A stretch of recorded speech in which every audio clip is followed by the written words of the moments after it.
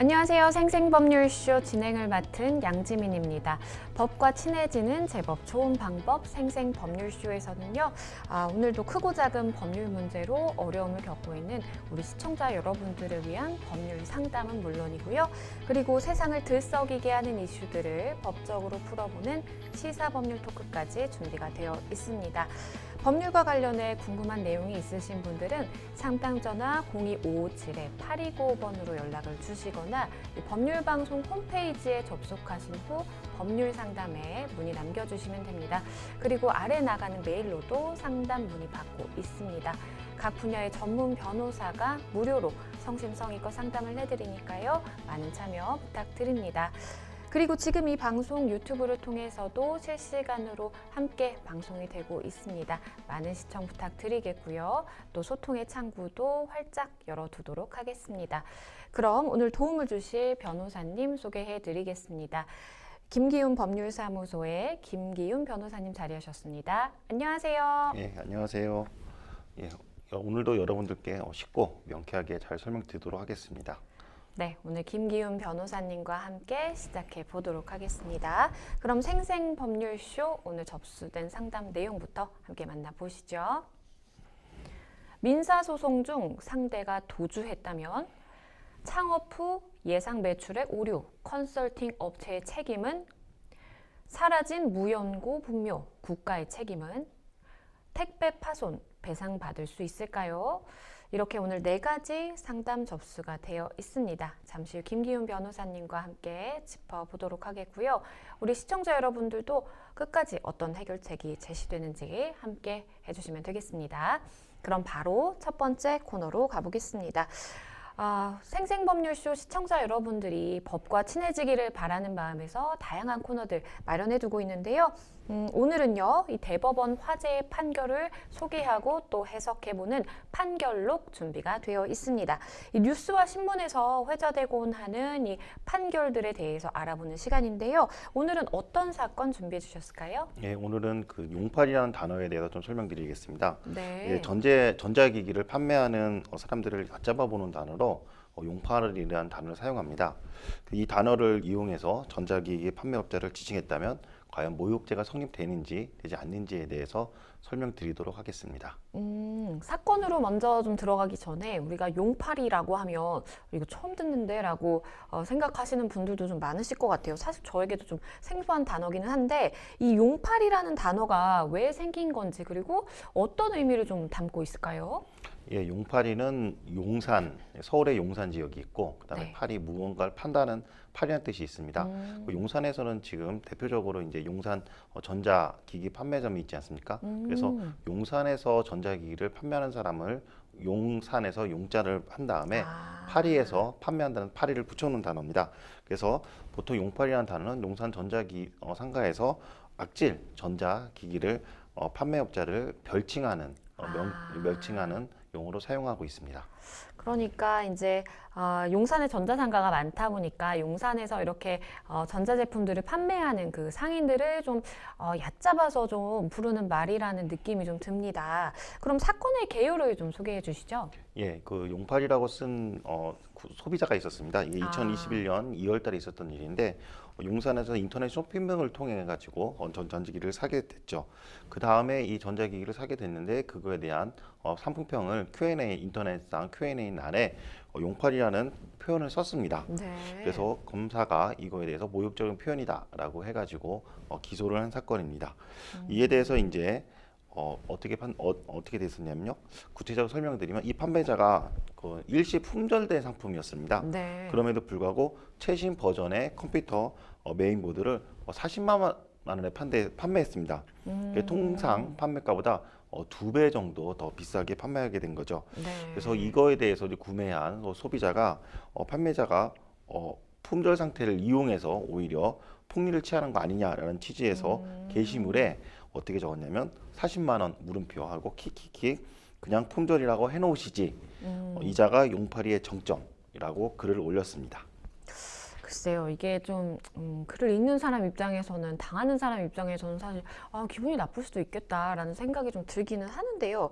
어쨌든 이렇게 폭리를 취하려는 판매자를 가리켜서 용팔이라고 이제 부른 것인데 그러면 1심은 어떻게 결론이 났을까요? 1심에 대해서는 용팔이라는 단어가 변명적 용어가 맞다라고 해서 그 소비자에게 벌금 50만 원을 선고하였습니다.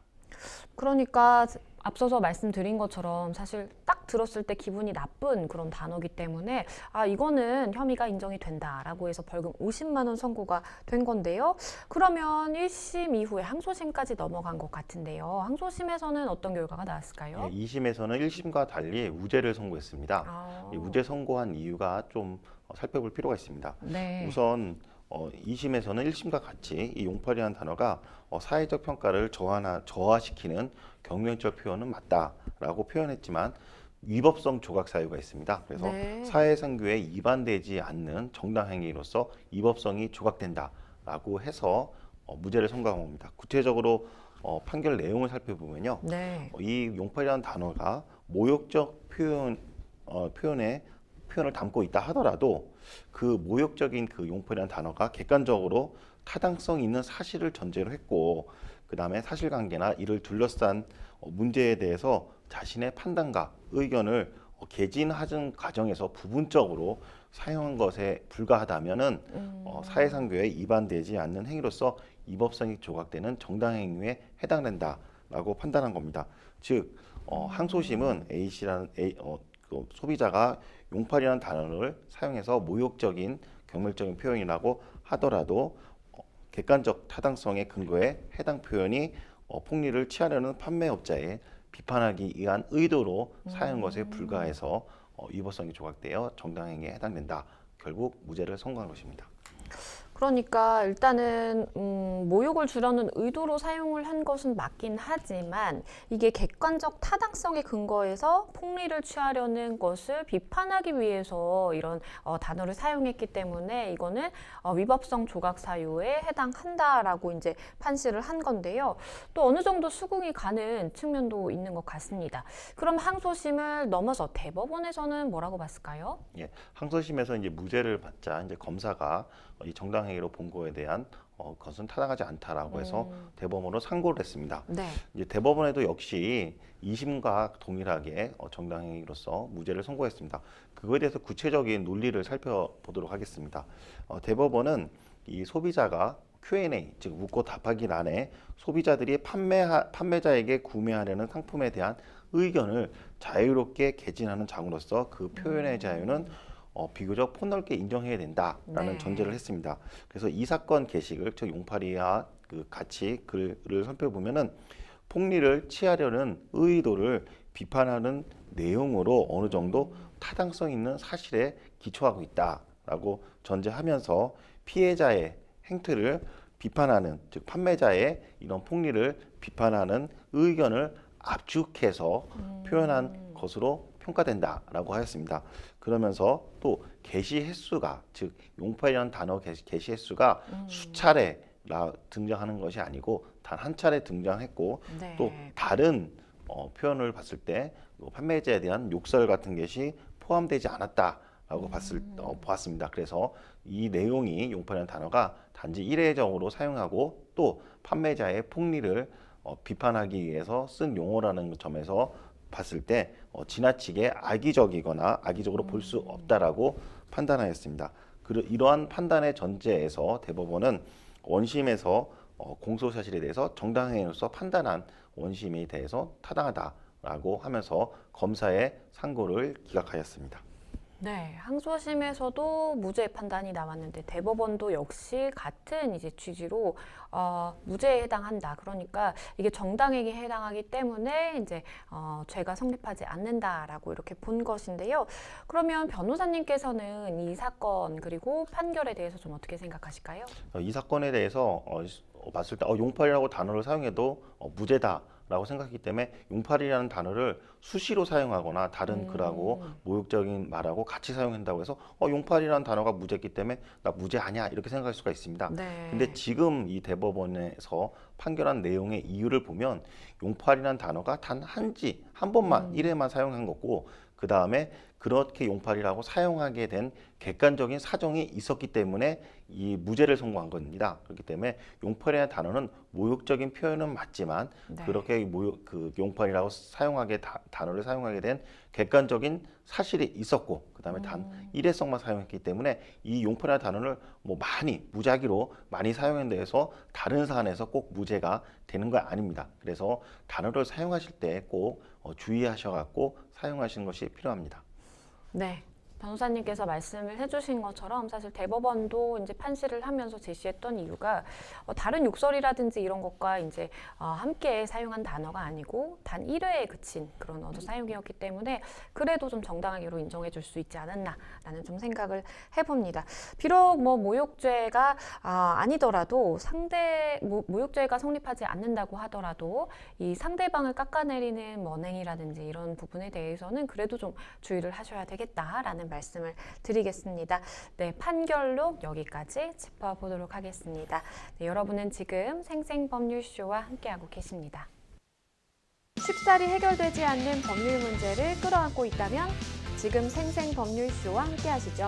법률 고민이 해결되는 가장 쉬운 방법을 소개해 드릴게요. 첫째, 02557-829번으로 전화를 한다. 둘째, 법률방송 홈페이지에 접속해서 법률상담 게시판에 문의를 남긴다. 셋째, 지금 화면에 나오고 있는 이메일 주소로 사연과 연락처를 보낸다. 생생법률쇼가 자랑하는 각 분야의 전문 변호사가 여러분의 더부룩한 속을 뻥 뚫어드립니다.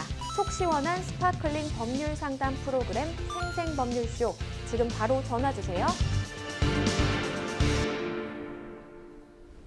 네, 저희는 바로 첫 번째 상담으로 가보겠습니다. 첫 번째 상담 전화 연결되어 있는데요. 안녕하세요. 네, 여보세요? 네, 안녕하세요. 네, 잘 들리시나요? 네네. 네, 오늘 어떤 점이 궁금해서 연락 주셨을까요? 예, 돈을 빌려줬는데 못 받게 돼서 네. 민사를 걸어놨는데 도주를 했어요, 중간에. 상대방이 도주한 상황이라는 말씀이세요? 예, 채무자가 도주를 한 상황인데 이 형사의 신고가 가능한지요? 네, 일단은 소송 중이시고 상대방이 도주한 것 같다라는 말씀을 해주셨는데요. 제 옆에 김기훈 변호사님 함께 듣고 계셨습니다. 변호사님과 말씀 나눠보실게요. 예, 안녕하세요. 김기훈 변호사입니다. 예, 안녕하세요. 예, 좀 이제 질문 상황이 좀 간단해서 좀 제가 몇 가지 더 추가적으로 좀 정황들을 여쭤보겠습니다. 예, 그 도주를 하셨다고 말씀하셨잖아요. 네. 예, 구체적으로 도주했다는 게 지금 어떻게 됐다는 겁니까? 뭐 기존에서 같이 아파트에 살던가 아니면 어떤 사업장에서 있었는데 뭐 그걸 폐업하고 아니요. 그게 예. 아니라 예. 그렇게 뭐라 그래야 돼? 꽃뱀처럼 다가와가지고 사귀는 것처럼 됐어요. 예. 근데 연인처럼 됐다가 한 번은 제가 그랬어요. 이렇게 너도 이제 돈을 이제 줘야 될 때가 되지 않았냐 이렇게 물어봤는데 뭐라 그래야 되나 뭐 사귀는 사람한테 그런 얘기를 할 수는 있냐 그러면서 헤어지자 그러더라고요. 그러면서 돈도 안 갚고 지금은 이제 그 시간이 되게 오래 걸렸어요. 지금 6개월 정도 됐거든요. 헤어진 지가. 예. 그 동안에 내가 내용 증명이라든가 뭐 이런 걸 하고 민사를 걸어놨어요. 예. 그런데 그 내용 증명 그 정도- 우체국 통해서 보낸 건가요? 예? 내용 증명은 우체국 통해서 보낸 거예요? 예, 그렇죠. 예. 그럼 지금 헤어지고 나서 6개월 됐다고 하셨고 예. 헤어지고 나서 민사소송을 제기하셨을 것 같은데 예. 그러면 도주했다는 의미가 기존에 살던 집에서 예. 떠났다는 의미인가요? 아니면 이사 간 같이 것도- 살다가 떨어졌다는 거 어떤 의미? 아니요. 따로 살았고요. 예. 이사 간 것도 최근에 알았고요. 예. 어제 같은 경우는 제가 그 전에 이제 그 노래방 하던 그 자기가 그 친구가 그 채무자가 노래방을 운영했었는데 예. 그 앞에 왜 개업을 하게 되면은 예. 그 하원이 들어가잖아요. 예. 그 개업 축하한다는 뭐 그런 하원이 들어가는 그게 있는 거예요. 그래서 이거 정말 이 주인이 바뀌었구나 해갖고 어제 한번 가봤는데 정말 주인이 바뀌어 있더라고요. 그러면 기존에 있던 사람이 그 노래방을 운영했던 사장이었어요? 예. 아, 그럼 돈을 빌려줬다고 말씀하셨는데 예. 이 돈을 어떤 방식으로 줬나요? 현금으로 줬나요? 뭐 계좌이체해 줬나요? 계좌이체로요. 계좌이체. 그럼 계좌이체를 해줬는데 그 계좌이체하면 예금주가 나오잖아요. 예, 예, 그 예금주가 그 돈을 빌린 사람하고 동일인가요? 예, 예, 그러면 지금 소송을 진행 중에 있잖아요. 그럼 예, 소장을 접수했을 테고 예. 그 다음에 지금 민사소송 진행 정도는 어떻게 되는가요? 지금 제가 그 채권팀한테 그 의뢰를 했거든요. 예. 좀 잠깐만 기다려 달라 그러는데 그 송별 뭐 해갖고 내버린 거 시도했는데 거기서 다 그쪽에서 좀 뭐 안 된다 그래가지고 뭐 그렇다 그러더라고요. 그래서 요번 그 연말이나 내년 초에는 좀 될 것 같으니까 좀만 기다려 달라 그러더라고요. 아, 상대방이 이사한 주소는 알아냈대요? 몰라요. 모르고 어디로 갔는지도 모르고요. 아, 이게 지금 상대방 주민등록번호는 아세요? 그것도 모르고요. 아, 그러면 먼저 이게 송달이 돼 민사소송을 하려면 예, 먼저 좀 송달을 시켜야 되거든요. 예. 그 송달 시킬 수 있는 방법을 좀 제가 먼저 알려드릴게요. 저기 예, 이 송달을 예, 제가 채권팀한테 의뢰를 했거든요. 예. 근데 이게 법원 통해서 해야 되기 때문에 예, 그럼 송달은 아직 안 됐고, 예, 예. 지금 계속 시도 중이라는데 네 번인가를 뭐 시도를 했다가 뭐 네, 법원 통해서 우편물 송달을 4번 정도 했다는 말인 거죠? 예, 아, 그렇구나. 그럼 이제 지금은 이제 민사소송은 공시 송달을 신청할 수 있을 거예요.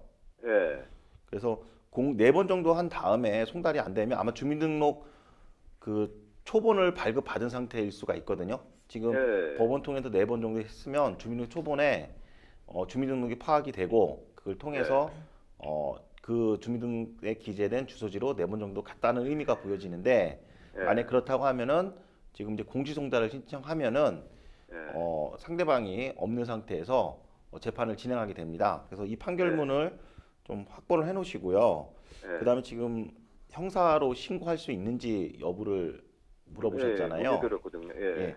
그러면 이 민사 소송할 때 내가 사기를 당해서 돈을 빌렸다라고 해서 손해배상으로 청구하셨습니까? 아니면은 무슨 차용증이나 약정서를 작성해 가지고 그걸 이유로 해서 약정금이나 뭐 대여금 소송으로 하셨습니까?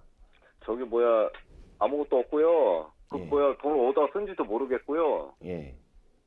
그 차용증 이런 거 써달라 그랬는데도 막 누가 헤어진 이후에요. 그 차용증 써달라고 그러고 돈 빌려간 거에 대한 그 부분에 대해서 차용증을 좀 써달라 이렇게 얘기를 했는데 뭐 싫다고 어쩌고저쩌고 막 그러더라고요.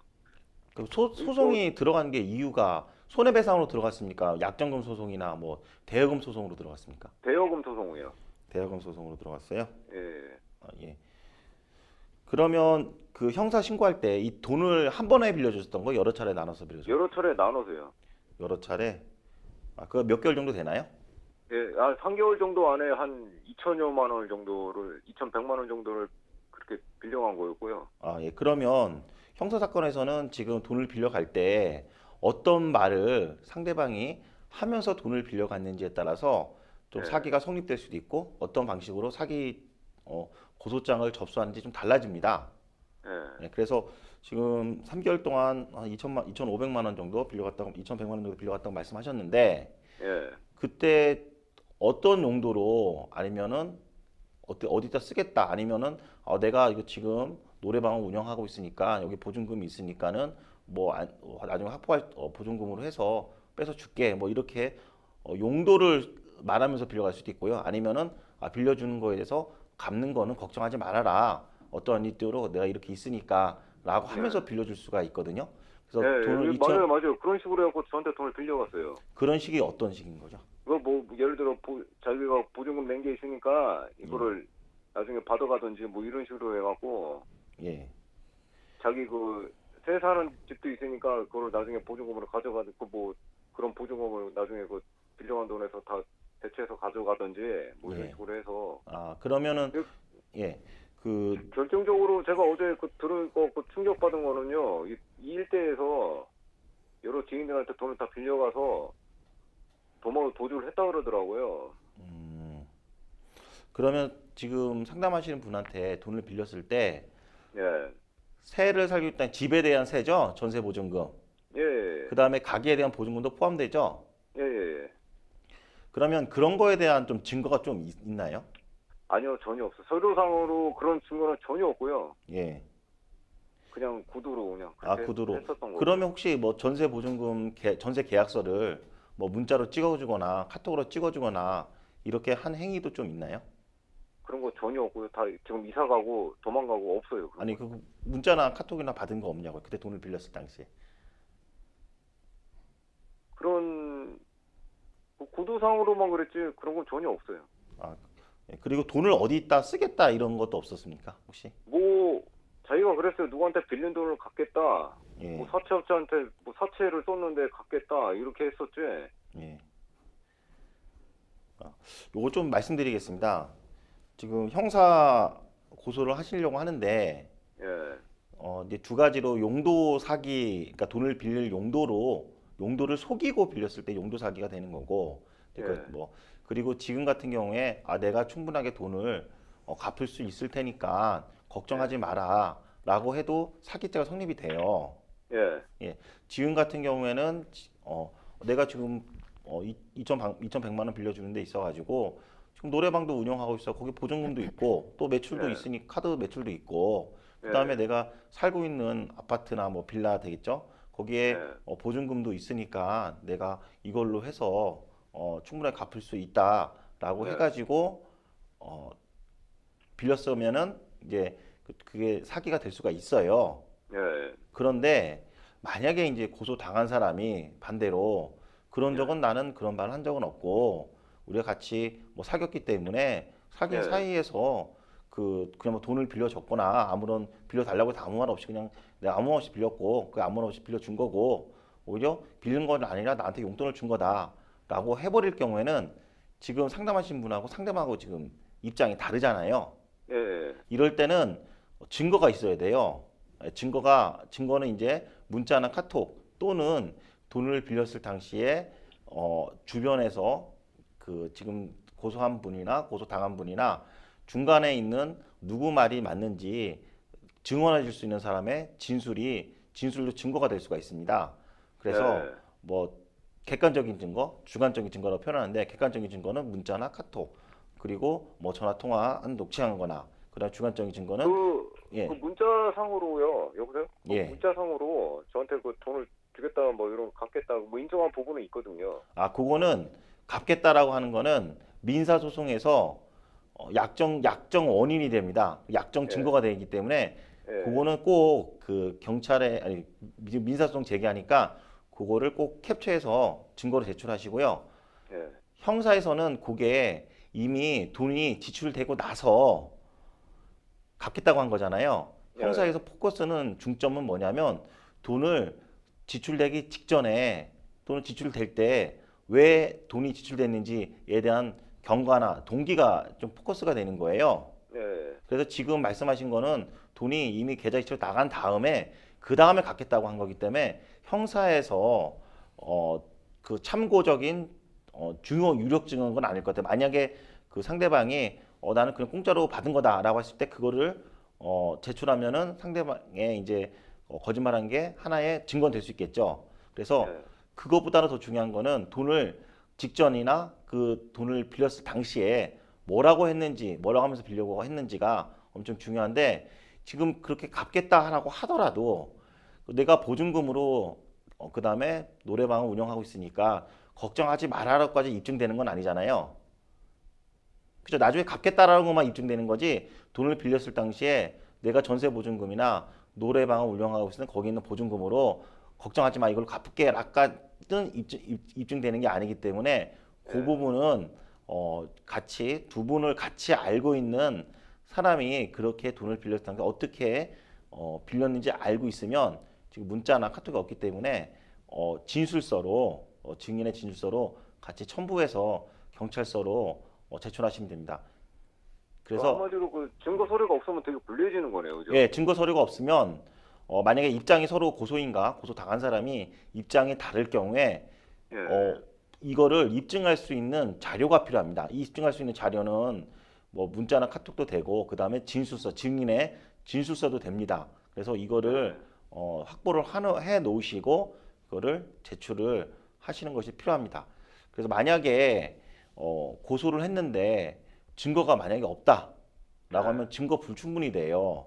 근데 그래서 형사적으로는 증거 불충분으로 나올 수가 있겠죠.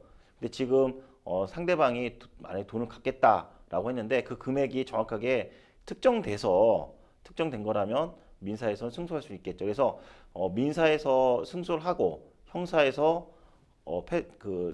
무혐의 나가더라도 그런 경우가 달라지는 경우가 이런 경우가 생기는 겁니다. 형사에서는 중점이 돈을 빌렸을 당시 직전에 뭐라고 하면서 빌렸는지에 대한 관점이고 민사는 그것뿐만 아니라 나중에 지금처럼 갚겠다라고 하는 증거만 있어도 승소를 할 수가 있거든요. 그래서 약간의 민사하고 형사하고 증거의 중심이 약간 다르기 때문에 그런 분리 현상이 다른 현상이 나오는 거거든요. 그래서 지금처럼 형사에서도 승소를 하시려면은 그 돈을 3개월 동안 2,100만 원을 나눠서 줬는데 그때 당시에 어떤 대화가 왔는지에 대한 어떤 대화를 주고받았는지에 대한 내용이 필요합니다. 만약에 돈을 빌렸을 당시에 상대방이 돈을 빌렸을 당시에 그 3개월 동안에 그 주고받았던 대화죠.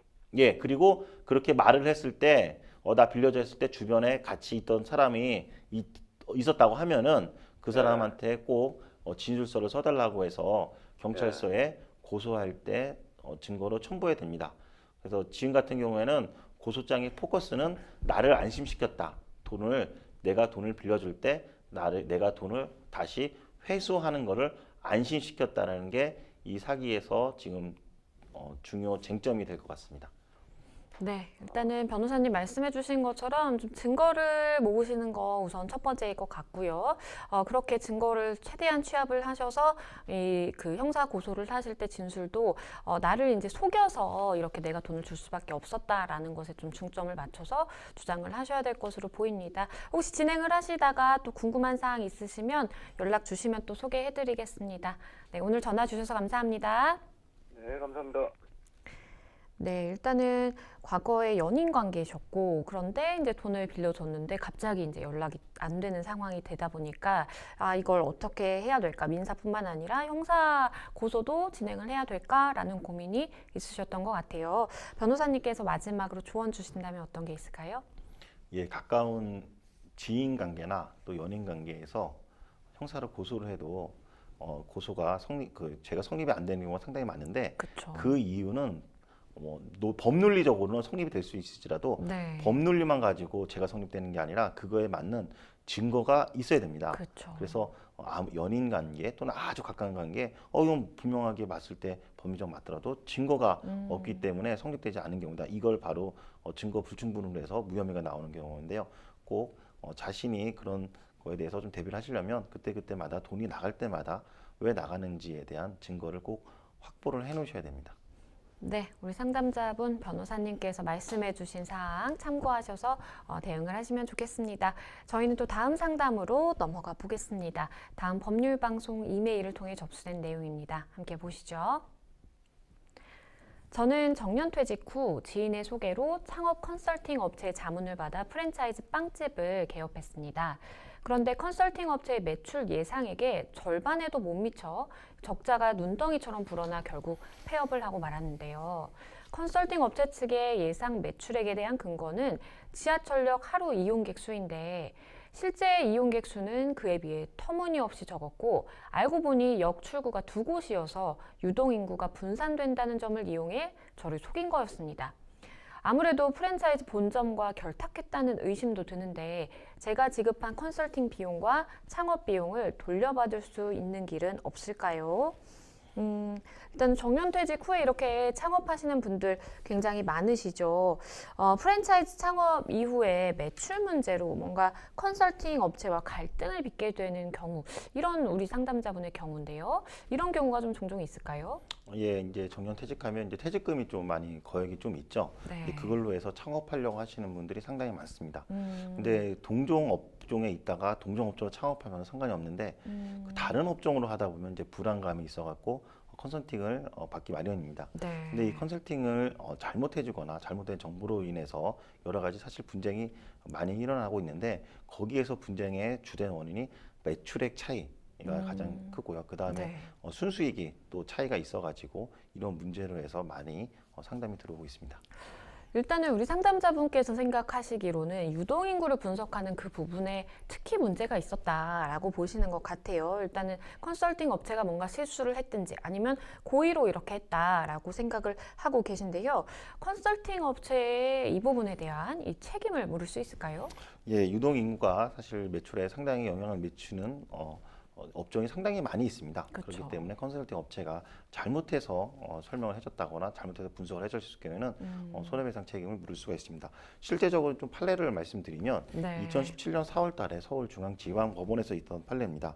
컨설팅 업체가 상권 분석 보고서를 토대로 해서 가맹 계약을 체결했는데 실제 매출액이 컨설팅 업체와 보고서상에 상당히 좀 다르게 되었고 그로 인해서 적자가 누적이 됐고 그래서 폐업까지 이른 사건이었습니다. 이 사건에 대해서 손해배상금을 1억 원을 지급하라고 하는 판결이 최근에 있었습니다. 네. 그래서 상담자께서도 판례 사항과 같이 컨설팅 내용을 신뢰하고 계약했다는 점과 그다음에 그로 인해서 손해를 입었다는 발생했다는 점을 입증하시면 손해배상 청구를 할 수 있을 거라고 생각됩니다.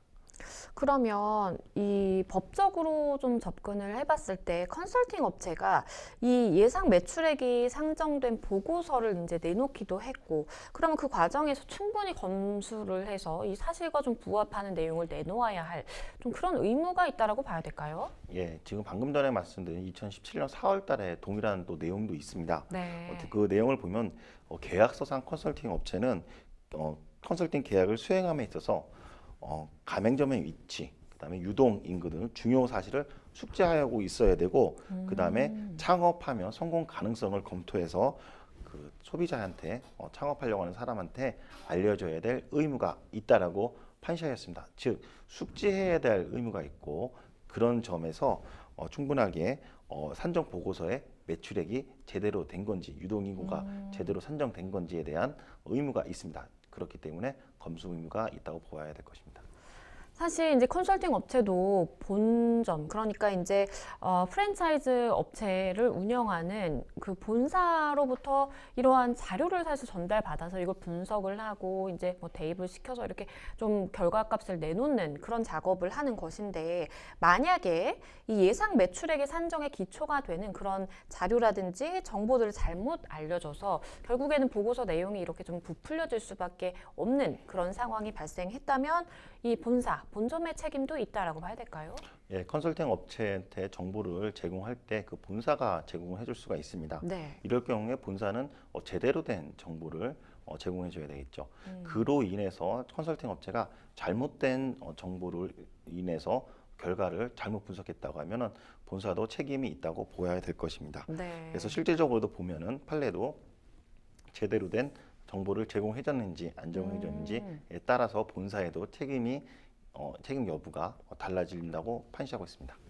그러면 우리 상담자분께서 이 컨설팅 업체를 대상으로 해서 컨설팅 비용과 내가 창업하는 데 들어가는 그 창업 비용, 이 손해를 다 보전받을 수 있을까요? 예, 지금 같은 경우에도 충분하게 유동인구를 잘못 분석을 했고 네. 그거에 대해서 잘못된 컨설팅을 받았고 그에 대해서 자기가 많은 돈을 투입하지 않았습니까? 그렇기 그쵸. 때문에 그에 대한 손해배상을 인정할 수 있습니다. 네. 그래서 지금 같은 상담자 같은 경우에는 가맹점 계정으로 내가 얼마를 손해를 받는지 이 손해액과 그다음에 그 상대방한테 과실이 있다는 점을 입증을 한다고 하면은 충분하게 컨설팅 비용 또는 전부 또는 일부가 되겠죠. 네. 그다음에 창업 비용 일부 또는 전부를 받을 수 있을 거라고 생각됩니다. 우리 상담자분처럼 정년퇴직 후에 컨설팅 업체를 통해서 뭐 컨설팅을 받은 어떤 경로를 통해서 이거 좀 될 만하다라는 생각을 가지고 이렇게 창업하시는 분들 굉장히 좀 많으실 것 같은데요. 이 프랜차이즈 창업 계약 전에 반드시 체크해야 되는 상황들이 있다면 어떤 게 있을까요? 예, 가맹 계약 체결 과정 중에 지금 이 컨설팅 보고서가 계약을 하는데 원인이 되거나 동기가 되는 거에 대해서 반드시 증거를 확보해 놓으시는 것이 좋습니다. 그래서 컨설팅을 받을 때 어떤 대화를 했는지가 상당히 나중에 손해배상할 때 중요한 증거가 되기 때문에 네. 컨설팅 받을 때 대화를 어떤 상담으로 받았는지 꼭 메모를 하거나 아니면 녹취를 하거나 하는 것이 필요합니다. 또 만약에 컨설팅 보고서가 그 계약을 체결하는데 중요 요소라고 하면은 본사에 이 컨설팅 보고서가 계약의 중요 내용이 됐다라고 특약을 작성하신 다음에 같이 계약서에 첨부하셔도 많이 도움이 될 것이라고 봅니다. 그리고 손해배상 할 때는 꼭 이 업체로부터 이 컨설팅 보고서가 제공받았다라는 점과 그 다음에 상대방한테 본사죠. 그다음 이거에 대해서 검수했는지에 대해서 꼭 확인을 하시면 좋을 것 같습니다. 그리고 만약에 소송 과정 중에 본사나 컨설팅사를 상대로 소송 과정 중에 본사와 컨설팅에 대해서 어떠한 문서를 주고받은 게 있다고 하면은 법원 재판부에 문서 제출 명령 신청하셔가지고 어떤 내용으로 주고받았는지에 대한 요청도 하실 수가 있습니다. 네, 변호사님께서 말씀해 주신 사항 잘 참고하시면은 혹시나 프랜차이즈 이 계약을 하실 때 뭔가 위험이 발생할 수 있는 그 요소들을 사전에 좀 찾아내 볼 수 있지 않을까라는 생각을 해봅니다. 잘 해결이 되시면 좋겠습니다. 여러분은 지금 생생법률쇼와 함께하고 계십니다. 쉽사리 해결되지 않는 법률 문제를 끌어안고 있다면 지금 생생법률쇼와 함께 하시죠. 법률 고민이 해결되는 가장 쉬운 방법을 소개해 드릴게요. 첫째, 02557-8295번으로 전화를 한다. 둘째, 법률방송 홈페이지에 접속해서 법률상담 게시판에 문의를 남긴다. 셋째, 지금 화면에 나오고 있는 이메일 주소로 사연과 연락처를 보낸다. 생생법률쇼가 자랑하는 각 분야의 전문 변호사가 여러분의 더부룩한 속을 뻥 뚫어드립니다. 속 시원한 스파클링 법률 상담 프로그램 생생법률쇼. 지금 바로 전화주세요. 네, 저희는 바로 다음 상담으로 넘어가 보겠습니다. 다음 법률방송 이메일을 통해 접수된 내용입니다. 함께 보시죠. 저는 일찍이 부모님이 돌아가시고 동생과 둘이 살다 이 개인적인 사정으로 인해 연을 끊고 오랜 시간 연락 없이 지내고 있었습니다. 그런데 어느 날 동생이 사망했다는 시청의 연락을 받았습니다.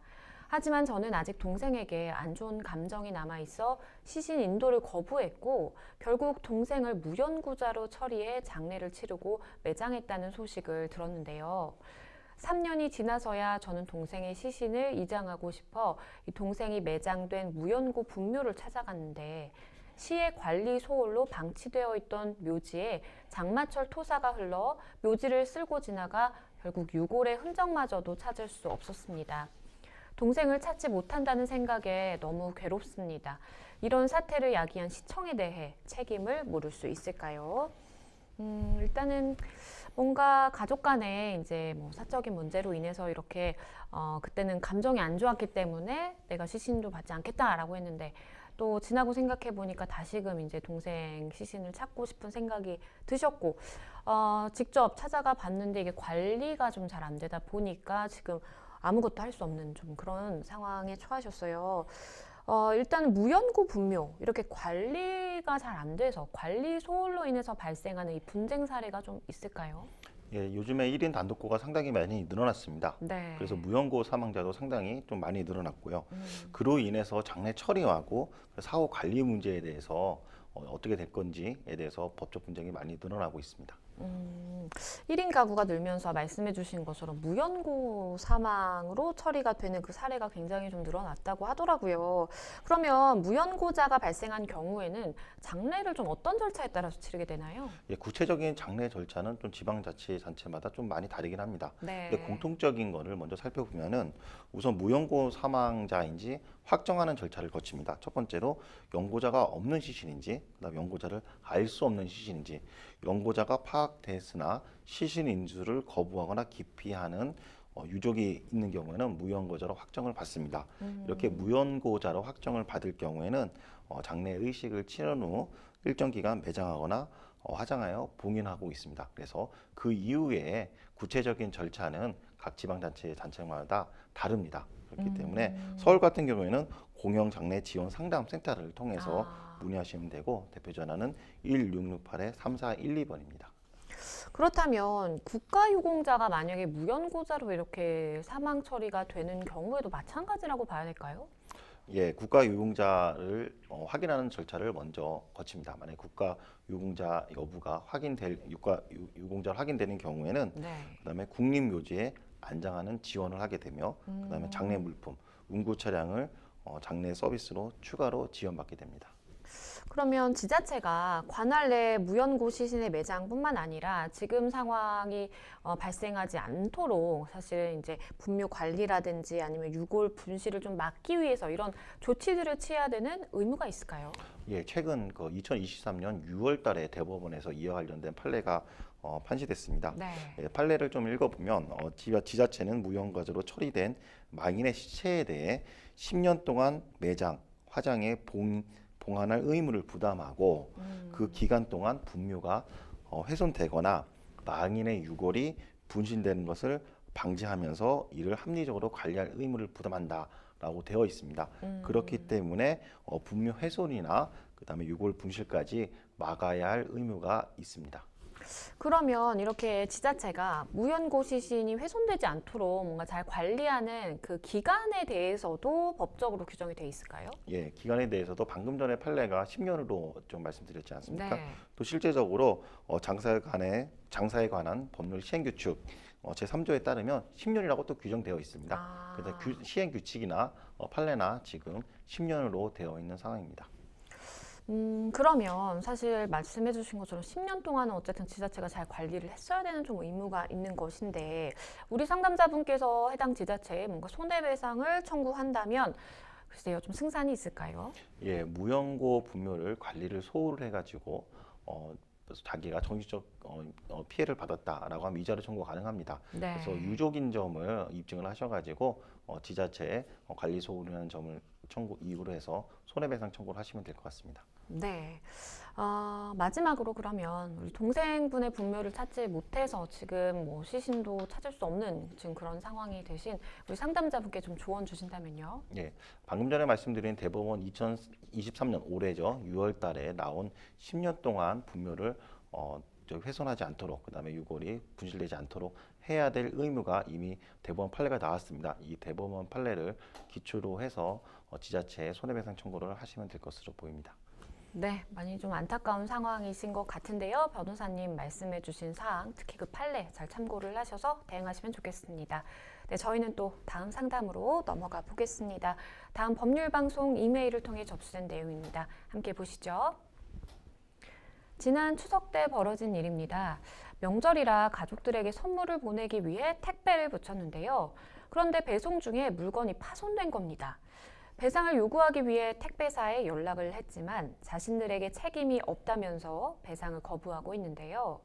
너무 답답한 마음에 택배를 배달한 직원에게 개인적으로 연락을 해봤지만 더 이상 연락이 닿지 않고 있습니다. 배상을 받을 수 있는 방법이 있을지 알려주세요.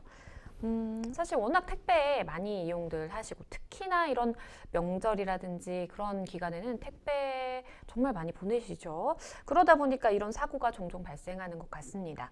일단 택배가 배송 중에 파손돼서 이거에 대한 책임을 좀 묻고자 연락을 했는데 사실상 지금 아무 조치도 취해지지 않고 있는 상황이고요. 이런 경우에 택배사의 책임이 있다고 봐야 될까요? 없다고 봐야 될까요? 예, 운송 중에 이제 택배 물건이 파손될 경우에는 택배사에게 책임이 있었습니다. 네. 그 택배가 많이 지금 증폭한 게 이제 코로나 때문에 외출도 안 하고 집에서 많이 주문하지 않습니까? 이때부터 네. 택배가 상당히 많이 늘어났습니다. 그래서 2020년도에 공정거래위원회에서 네. 택배 표준 약관을 만들었습니다.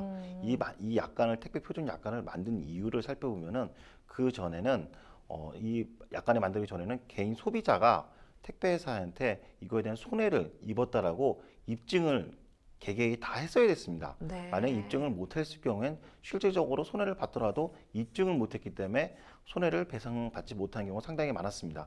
그래서 2020년도에 공정거래위원회에서 택배 표준 약관을 개정했습니다. 이 약관을 네. 살펴보면은 그 택배 운송 사업자가 자기 또는 운송을 위탁받은 자, 기타 운송을 위하여 관여한 자가 운송물의 수탁, 인도, 보관 및 운송에 관하여 주의를 태만히 하지 않았음을 증명하지 못하는 한 고객에게 배상해야 된다라고 되어 있습니다. 즉 입증 책임이 자신의 정말 책임을 최선을 다했다라고 입증을 못하는 한 고객한테 배상을 해줘야 된다고 약간 그 입증 책임이 전환이 왔기 때문에 이 규정으로 인해서 상당히 소비자는 자신의 손해를 많이 배상할 여지가 열렸습니다.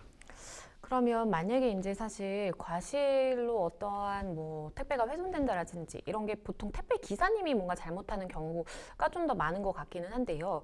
이런 경우에 그 택배 기사에게 책임을 물어야 되나요? 아니면 택배 회사에 책임을 물어야 될까요? 예, 택배 기사가 운송 중에 택배물을 파손한 경우라도 택배사가 배상해야 됩니다. 예, 보통 택배 기사는 재산이 없을 수도 있고 그다음에 좀 불안정하지 않습니까? 재산적인 네. 측면. 근데 택배사는 상당히 대기업이기 때문에 대기업한테 책임을 물어야 된다고 되어 있습니다. 이거에 대해서는 택배 표준 약관 21조에 규정되어 있습니다. 네. 그래서 사업자가 다른 운송자의 사업자와 협상을 체결하여 공동으로 운송하거나 다른 운송 사업자의 운송 수단을 이용하여 운송한 운송물이 멸실, 훼손 또는 연착되에 대한 때에는 이에 대한 책임은 사업자, 즉 택배회사가 책임을 진다라고 되어 있습니다. 지금 같은 경우에 난 택배 기사한테 책임 물으세요라고 할 경우에는 택배 표준 약관 21조를 꼭 언급하시면 될 것 같습니다. 만약에 택배를 분실한 경우, 그런 경우에는 어떻게 책임을 물어야 될까요? 예, 분실한 경우도 마찬가지입니다. 택배사한테 사업자한테 청구할 수가 있고요. 네. 사업자는 이제 택배 기사한테 구상 청구하는 방식으로 이루어집니다. 사실 뭐 천재지변에 의해서 택배가 훼손되는 경우도 있을 것 같대요. 뭐 사실 태풍이라든지 뭔가 막 집중호우가 내린다라든지 그러면 뭐 젖을 수도 있고 뭐 그런 과정에서 사실 젖으면 안 되는 물건의 경우에는 조금 더 이렇게 훼손이 되는 경우가 있는데 이런 경우에도 피해 보상을 받을 수 있을까요? 예, 천재지변으로 인한 피해는 보상받기 어렵습니다. 실제적으로 택배 표준 약관 24조에도 사업자가 천재지변, 그다음에 전쟁, 내란, 기타 불가항력적으로 인해서 운송물이 멸실되거나 훼손될 경우에는 사업자에게 책임이 없다라고 규정되어 있습니다. 그리고 이런 경우도 있잖아요. 뭔가 친구 생일 선물로 이렇게 딱 기간을 맞춰서 내가 언제까지 배송이 되겠다라고 생각을 했는데 이게 지연이 되는 경우가 있어요. 그러면 배송 지연에 대한 또 책임을 물어볼 수 있을까요? 예, 아까 전에 말씀드린 택배 표준 약관 22조에 따르면 멸실 훼손 또는 지연에 대해서도 책임진다고 되어 있기 때문에 지연에 대해서도 청구를 할 수가 있습니다. 네. 그러면 택배에 뭔가 문제가 생겼을 때 손해배상액의 산정 기준이라든지 아니면 어떻게 청구하는지도 알려주시죠. 이거 상당히 이제 복잡한데요. 그 손해배상 산정 기준은 이제 고객이 운송할 때 운송물의 가액을 기재하는 경우도 있고 그쵸. 기재하지 않는 경우도 있습니다. 네. 먼저 기재한 경우를 살펴보면은 전부 또는 일부가 멸실될 때는 그 영수증에 기재된 금액을 가지고 손해배상을 보통 많이 하고요. 만약에 훼손됐는데 수선이 또 가능한 경우도 있지 않습니까? 그럴 경우에는 그 실수선 비용이 금액이 됩니다. 네. 그리고 연착되고 일부가 멸실 또는 훼손되지 않았을 경우에는 이제 운임액의 50%나 운임액의 20%, 200% 초과하지 않는 범위 내에서 청구할 수가 있습니다. 네. 이에 반해서 아예 고객의 운송장에 기재하지 않는 경우에는 원칙적으로 손해배상 한도가 그 50만 원으로 하게 되는데 또 예외적으로 금액이 늘어날 수가 있습니다. 마지막으로 그러면 소비자로서 좀 주의해야 되는 사항 알려주신다면요. 예, 소비자로서 굉장히 중요한 조항을 알려드리겠습니다. 그 멸실 또는 훼손에 대해서 고객은 택배회사에게 수령한 날로부터 14일 이내에 택배회사에 반드시 통지해야 됩니다. 네. 만약에 통지를 하지 않았을 경우에는 택배사가 책임을 지지 않는 규정이 있습니다. 그래서 꼭 일부가 멸실됐다, 그럴 경우 훼손됐다, 14일 이내에 반드시 통지하시면 되고, 그 다음에 1년이 경과하면 또 손해배상 청구를 할 수가 없습니다. 시효가 1년이기 때문에 반드시 1년 이내에 그 보상금을 받든지 아니면 소송을 하셔야 될 것 같습니다. 네, 택배 정말 많이들 이용하시잖아요. 14일이라는 그 기간도 꼭 좀 기억을 하시면 좋겠습니다. 네, 생생법률쇼 어느덧 마칠 시간이 다 됐는데요. 오늘 함께 해주신 김기훈 변호사님 감사합니다. 예, 고맙습니다. 네, 생생법률쇼 오늘 저희가 준비한 내용 여기까지입니다. 다음 시간에 더욱 풍성한 내용으로 다시 찾아뵙겠습니다. 시청해주신 여러분 고맙습니다.